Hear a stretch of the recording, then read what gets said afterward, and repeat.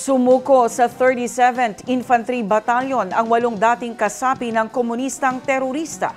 Ang News Now mula kay Naphtali Velarde.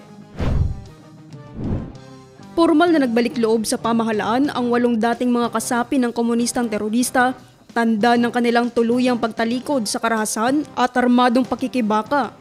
Ayon kay Lieutenant Colonel Christopherson Capuyan, Commanding Officer ng 37th Infantry Battalion, ang mga dating rebelde ay kusang sumuko sa kanilang himpilan sa Camp Brigadier General Cesar Betita, Barangay Timpuan, Libak, Sultan Kudarat.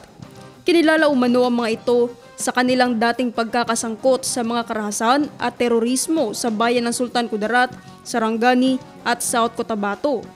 Dagdag pa ni Lieutenant Colonel Capuyan, ang voluntaryong pagsuko ng mga natitirang miyembro ng nabuwag na West Daguma Front, FSMR, ay resulta ng walang humpay na pagsisikap ng 603rd Brigade, 37 IB, PNP at local government unit.